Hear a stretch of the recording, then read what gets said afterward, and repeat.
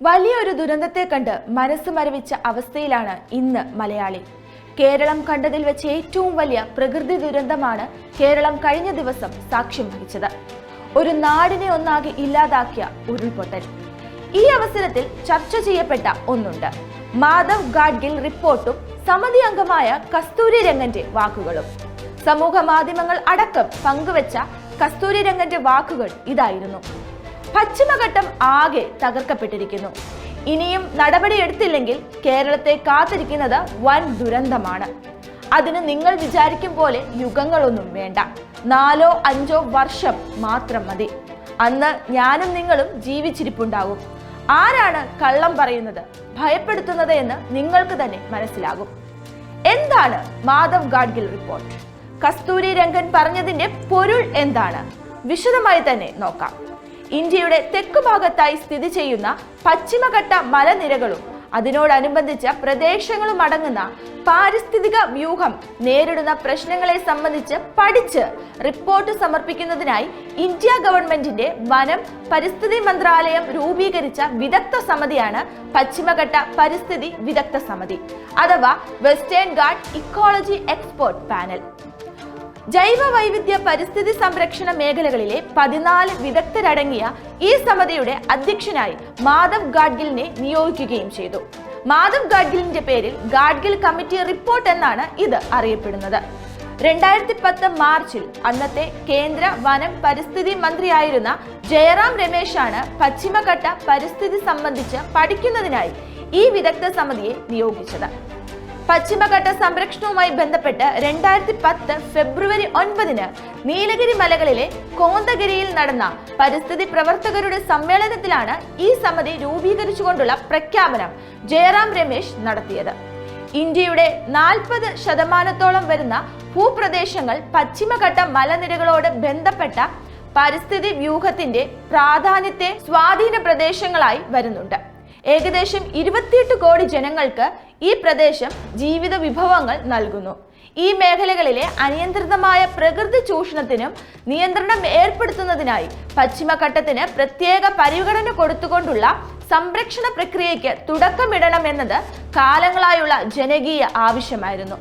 പരിസ്ഥിതി സംഘടനകളും ശാസ്ത്ര സാങ്കേതിക സമൂഹവുമൊക്കെ അതിനായി നടത്തിയ വിശദമായ സംവാദങ്ങൾക്കും സാങ്കേതിക ചർച്ചകൾക്കും അഭിപ്രായ രൂപീകരണത്തിനും ശേഷം 2011 ഓഗസ്റ്റ് 31 ഗാഡ്ഗിൽ സമിതി തങ്ങളുടെ 522 പേജുള്ള റിപ്പോർട്ട് സർക്കാരിന് സമർപ്പിച്ചത്.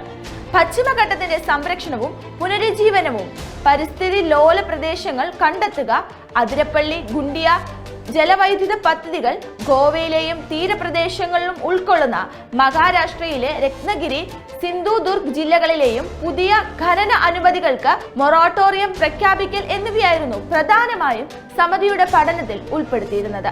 തുടർന്ന് പഠനത്തിന് ശേഷം തയ്യാറാക്കിയ റിപ്പോർട്ട് കേന്ദ്രത്തിന് സമർപ്പിക്കുകയും ചെയ്തു. പരിസ്ഥിതി ലോലം എന്ന വിഭാഗത്തിൽ പെടുത്തേണ്ട പശ്ചിമഘട്ടത്തിന്റെ അതിരുകൾ ഏത് എന്നതാണ് സമിതി പ്രധാനമായും നിർണയിച്ച ഒരു കാര്യം. മഹാരാഷ്ട്ര, ഗോവ, കർണാടക, തമിഴ്നാട്, കേരളം എന്നീ സംസ്ഥാനങ്ങളിൽ കൂടെ അറബിക്കടലിന് സമാന്തരമായി കടന്നു പോകുന്ന ഏതാണ്ട് 1490 കിലോമീറ്റർ ദൈർഘ്യവും കുറഞ്ഞത് 48 കിലോമീറ്റർ മുതൽ 210 കിലോമീറ്റർ വരെ പരമാവധി വീതിയും 1,29,037 ചതുരശ്ര കിലോമീറ്റർ വിസ്തീർണവുമുള്ള പശ്ചിമഘട്ട മലനിരകളാണ് സമിതിയുടെ പഠനത്തിന് വിധേയമായത്. ഇത് മഹാരാഷ്ട്രയിലെ താപി നദിയുടെ തീരത്ത് നിന്ന് ആരംഭിച്ച് തെക്കോട്ട് കന്യാകുമാരി വരെ വ്യാപിച്ചു കിടക്കുന്നവയാണ്. ഗാഡ്ഗിൽ സമിതിയുടെ കാതലും ഏറെ വിവാദങ്ങൾക്ക് കാരണവുമായ ഘടകം ആണ് സമിതി നിർണയിച്ച 3 പരിസ്ഥിതി ലോല മേഖലകൾ. താലൂക്ക് അടിസ്ഥാനത്തിലാണ് സമിതി ഇവയെ നിർണയിച്ചത്. എന്നാൽ ഒരു താലൂക്കും പൂർണ്ണമായി ഏതെങ്കിലും ഒരു പരിസ്ഥിതി ലോല മേഖലയിൽ വരുന്നില്ല. പഞ്ചായത്തുകളാണ് ഓരോ മേഖലയുടെയും അതിരുകൾ നിർണയിക്കേണ്ടതെന്ന വികേന്ദ്രീകരണ പക്ഷമാണ് സമിതി ഇക്കാര്യത്തിൽ കൈക്കൊണ്ടത്. പശ്ചിമഘട്ടത്തിൽ വരുന്ന 44 ജില്ലകളിലെ 142 താലൂക്കുകളിൽ നിന്ന് 134 പരിസ്ഥിതി ലോല മേഖലകളാണ് സമിതി തിരിച്ചറിഞ്ഞത്. കേരളത്തിലെ 75 താലൂക്കുകളിൽ നിന്ന് 25 എണ്ണമാണ് പരിസ്ഥിതി ലോലമായി തിരഞ്ഞെടുത്തത്. അവയിൽ 15 എണ്ണം മേഖല 1-ലും 2 എണ്ണം മേഖല 2-ലും 8 എണ്ണം മേഖല 3-ലും ഉൾപ്പെടുന്നു. പരിസ്ഥിതി ലോല മേഖലകളെ കൂടാതെ പരിസ്ഥിതി ലോല പ്രദേശങ്ങളും സമിതി നിർദ്ദേശിച്ചിട്ടുണ്ട്. ഇവയുടെ അതിരുകൾ നിർണയിക്കേണ്ടത് സംസ്ഥാന സർക്കാരുകളും പഞ്ചായത്തുകളും ചേർന്നാണെന്നും സമിതി അഭിപ്രായപ്പെട്ടു. സമിതി പരിഗണിച്ച കേരളത്തിലെ പരിസ്ഥിതി ലോല പ്രദേശങ്ങൾ ഇവയാണ്: മണ്ടയ്ക്കൽ, പനത്താടി, പൈതൽമല, ബ്രഹ്മഗിരി, തിരുനെല്ലി, പരിസ്ഥിതി പ്രാധാന്യമുള്ള ഇപ്പോൾ അപകടം നടന്ന വയനാടിന്റെ ഭാഗങ്ങൾ, കുറുവാദ്വീപ്, കുറ്റ്യാടി, പെരിയ, കൽപ്പറ്റ, നിലമ്പൂർ, മേപ്പാടി, സൈലന്റ് വാലി, മണ്ണാർക്കാട്, ശിരുവാണി, മുത്തുകുളം, നെല്ലിയാമ്പതി, പറമ്പിക്കുളം, പീച്ചി, വാഴാനി, പൂഴംകുട്ടി, തട്ടേക്കാട്ട്, ഇടമലയാർ, മൂന്നാർ, ഇരവികുളം, ചിന്നയാർ, ഏലമല കാടുകൾ, പെരിയാർ, റാന്നി, കോന്നി, ഗ്രൂഡിക്കൽ, കുളത്തൂപ്പുഴ, തെന്മല, അഗസ്ത്യമല, നെയ്യാർ, പെപ്പാറ. എന്നാൽ സമിതിയുടെ ഈ റിപ്പോർട്ട് സംബന്ധിച്ച് കേരളത്തിൽ നിന്നടക്കമുള്ള ഒരു വിഭാഗം ജനങ്ങളും സംസ്ഥാന സർക്കാരുകളും കടുത്ത ആശങ്കയിലാവുകയും വിവിധ രാഷ്ട്രീയ കക്ഷികൾ ഇതിനെതിരെ ശക്തമായ നിലപാടെടുക്കുകയും ചെയ്തു. ഇതിനെ തുടർന്ന് ഈ ആശങ്കകൾ പരിഗണിച്ചും ഗാഡ്ഗിൽ സമിതി ശുപാർശകൾ വിലയിരുത്തുകയും പ്രത്യേക റിപ്പോർട്ട് സമർപ്പിക്കുക എന്ന നിർദ്ദേശത്തോടെ കേന്ദ്ര ആസൂത്രണ കമ്മീഷൻ അംഗം കെ കസ്തൂരിരംഗന്റെ നേതൃത്വത്തിലുള്ള മറ്റൊരു സമിതിയെ കേന്ദ്ര സർക്കാർ നിയോഗിച്ചു. എന്നാൽ പഠനങ്ങൾക്ക് ശേഷം ആവശ്യമായ തിരുത്തലുകൾ മാത്രം നടത്തി ഗാഡ്ഗിൽ റിപ്പോർട്ട് നടപ്പാക്കണം എന്ന നിർദ്ദേശമാണ് കസ്തൂരിരംഗൻ സമിതിയും മുന്നോട്ട് വെച്ചത്. പരിസ്ഥിതി സംവേദക മേഖലകളിലെ വികസന പ്രവർത്തനങ്ങളിൽ ഗാഡ്ഗിൽ സമിതി നിർദ്ദേശിച്ച കർശന നിയന്ത്രണങ്ങൾ തന്നെ നടപ്പാക്കണമെന്നും യാതൊരുവിധ ഖനന പ്രവർത്തനങ്ങളും ഇപ്രകാരമുള്ള പരിസ്ഥിതി ദുർബല പ്രദേശങ്ങളിൽ അനുവദിക്കാൻ പാടില്ല എന്നും സമിതി നിർദ്ദേശിച്ചിട്ടുണ്ട്. റിപ്പോർട്ടിനെ പിന്തുണച്ച PT തോമസ് അടക്കമുള്ളവർക്ക് നേരിടേണ്ടി വന്നത് വലിയ പ്രതിഷേധങ്ങളായിരുന്നു.